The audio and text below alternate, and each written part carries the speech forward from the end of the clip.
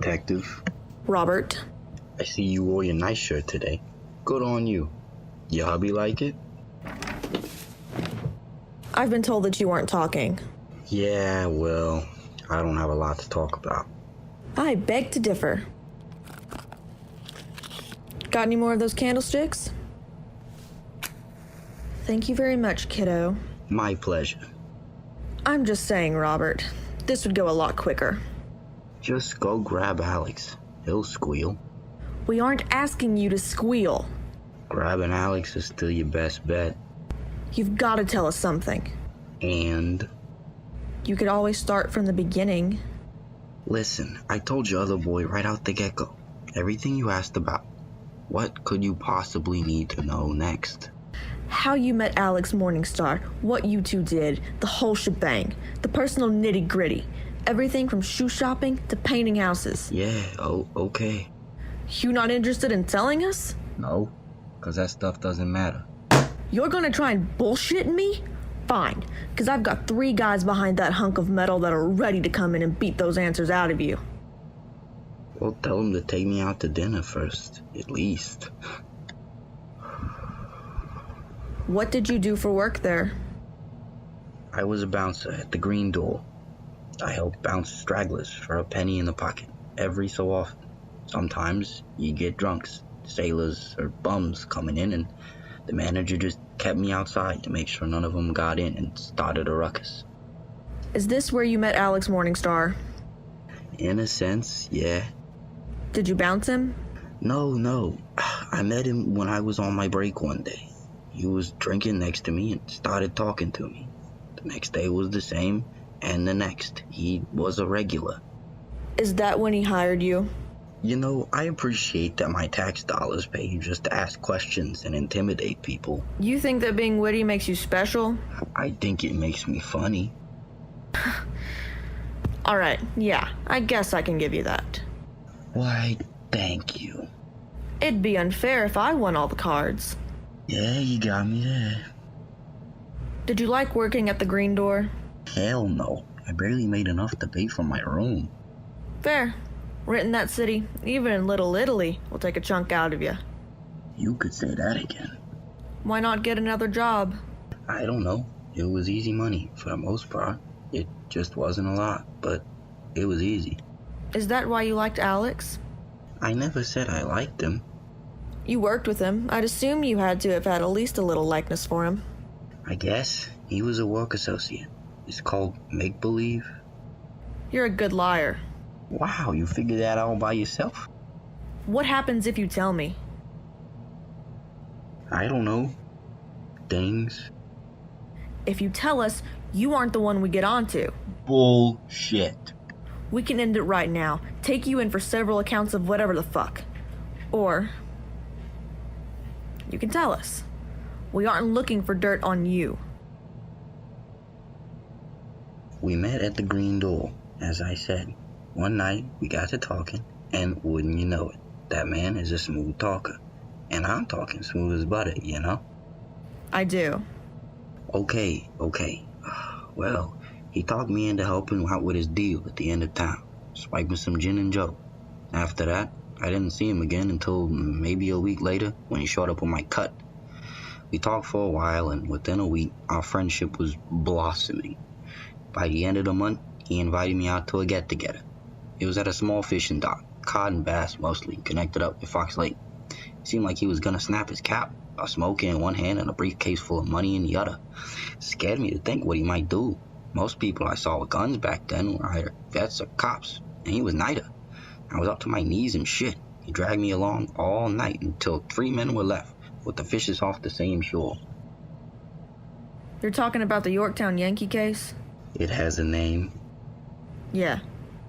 You sure it had nothing to do with the Red Sox? Positive. Can you give me a minute, Robert? I'll give you several.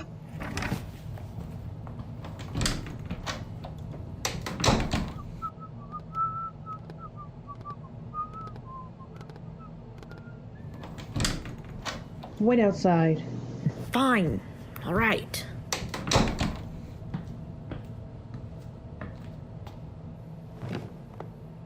Robert Henderson, You're a slippery one. Not slippery. Sharp.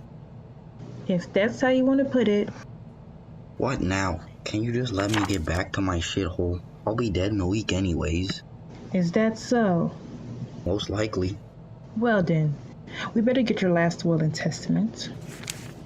The Yorktown Yankee case. How are you involved? What are you getting at?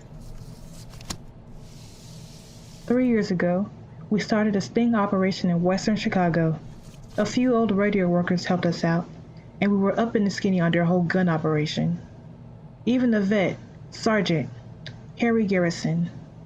They were all set up until Baxter's crew rolled up. The Yorktown Yankees.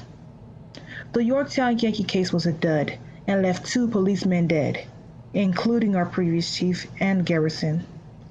We knew Morningstar and Baxter both had a part in it, but until today, we haven't been able to nail either. Until you, kid. Hey, I don't kill people. I'm just a bodyguard. We know. You're here because you can help us. Your other man spoke better. At least I knew he hated me. I don't like talking with someone who pretends they like me. I like you, Robert. Yeah, okay, Chief. Now, you lived in Chicago, right? Little Italy? Yeah, Your family is pretty well-to-do, correct? we've always had an unspoken agreement about not borrowing money. I want to make a deal with you. One that you might like. It could get you a nice house, too. A nice job. Something good for someone like you. Fuck off. Don't you want to hear it? Lay it on me, I guess. We want Morningstar. Yeah, If you can attest that he was the one responsible for the death of our previous chief, we could help you get out of here. Keep you protected. like witness protection?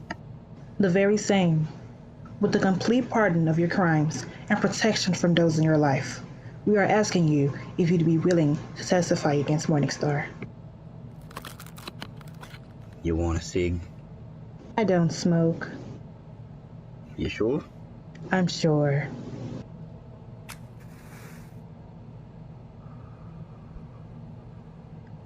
That's a full plate you're giving me. Well, that's the world you're involved with. What about my family? They'll be safe. We'll make sure of it. Will you testify? So like I'll have the fuss always around me. Not always. Where would I go? Big city, probably. Chicago? LA? Maybe. Do we have a deal? I think we do.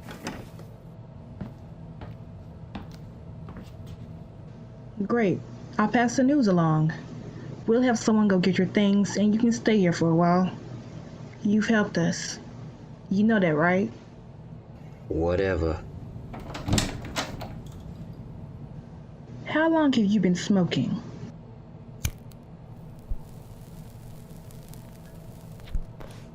Who fucking cares? This has been Yorktown Yankees, a radio drama crew production. Creative producer, Garrick Pfeffer. Director and producer, Emily Pope. Writer, J.J. Major. Editor, Margaret Towns. Christine Dada as the chief. Emily Johnson as the detective. Jesse J. Tharp II as Robert. Thank you for listening.